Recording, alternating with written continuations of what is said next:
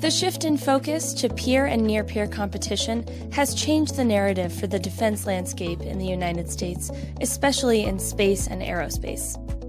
In this interview, we spoke with Airbus US Space and Defense Chairman and CEO Rob Geckle, a 2023 Wash100 Award winner, to get a better understanding of how recent trends are shaping the future of defense and learn more about how Airbus US is adapting to these trends. If you enjoy this interview, please like, share, subscribe, and turn on notifications. And if you're interested in being interviewed, please email summer@executivemosaic.com.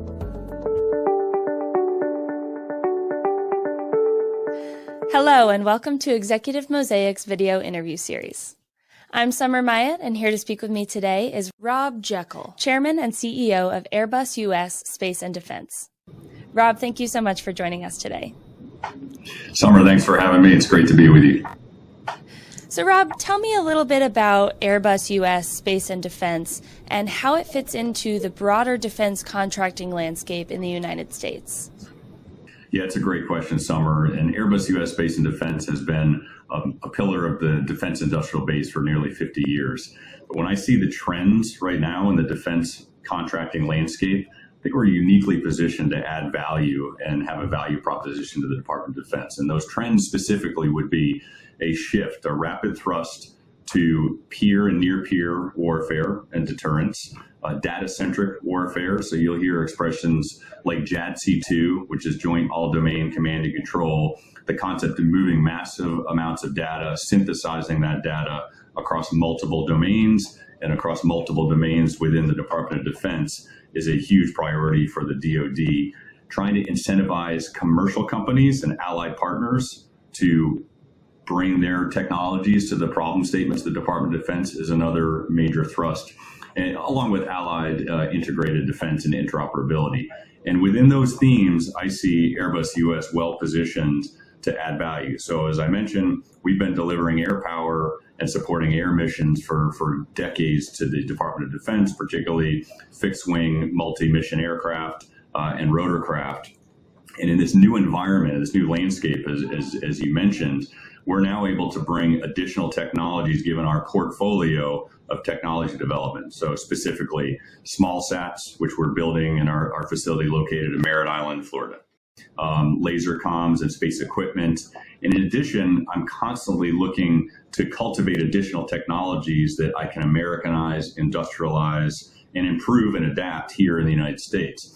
An interesting feature of U.S. national security policy is to foster and encourage foreign direct investment in the United States in a way that is consistent and supports national security.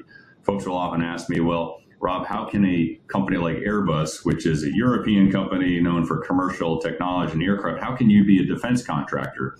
And the reason is, given the wisdom of defense national security policy, is we can operate under what's known as a special security agreement. So I report to an independent board of directors that is majority controlled by U.S. nationals with requisite security clearances, and that allows me to operate in a classified environment, take technology that's ready, affordable. I can industrialize it in the United States and have it improved and adapted and manufactured by U.S. nationals, adapted by U.S. engineers, and improved over time iteratively. And that's the sort of virtuous cycle of fostering allied interoperability and cooperation, bringing ready now technology, whether it's commercial or military in nature, to the U.S. and delivering that to the warfighter.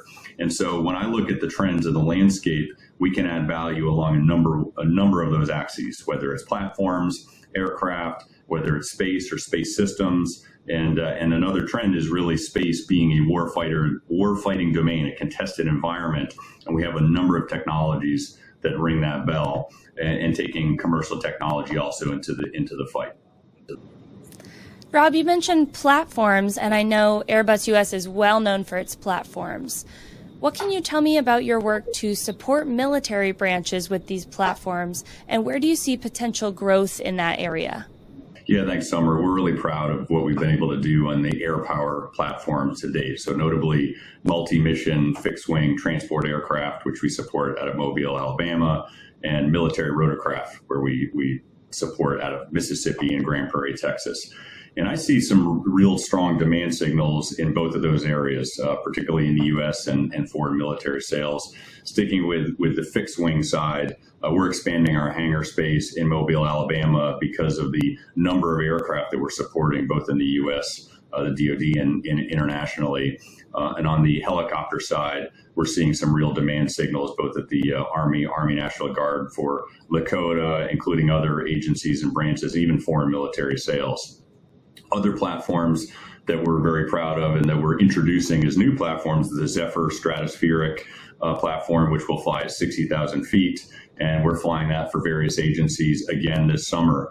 In terms of growth areas, I would just say we've been doing this for over 50 years, but you ain't seen nothing yet. There's many other technologies that we can bring to bear on the platform side, whether it's air-to-air refueling technology, either at the platform or the subsystem level. We're working on 6th generation combat aircraft and collaborative combat aircraft systems in Europe, and I have no doubt that there'll be systems and technologies that we can offer to the U.S., even in the context of interoperability.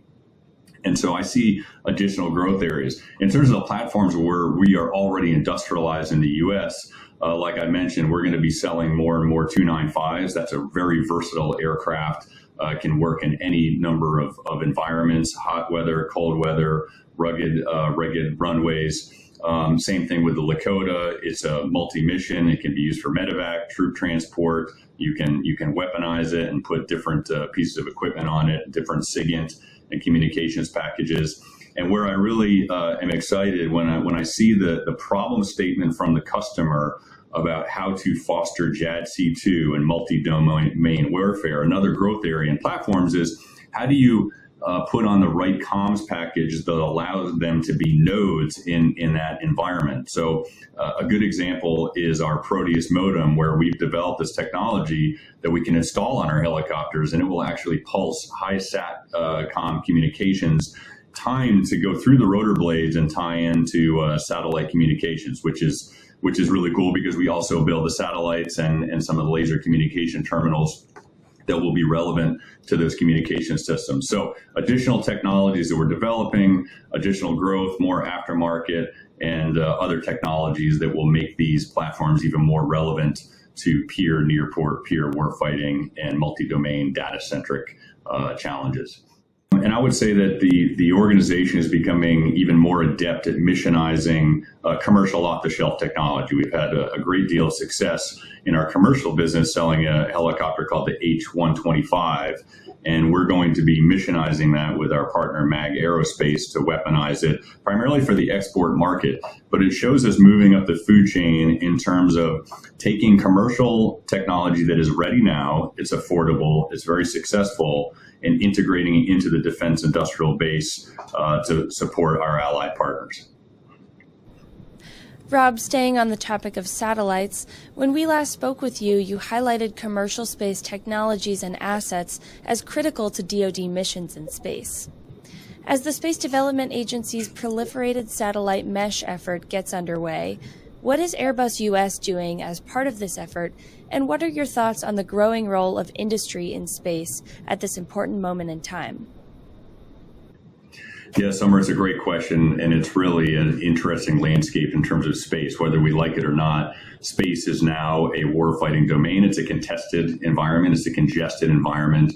And what Space Development Agency is doing is really wise in terms of having a resilient, low latency satellite communications form the backbone of this communications network, this sort of JADC2 communications layer.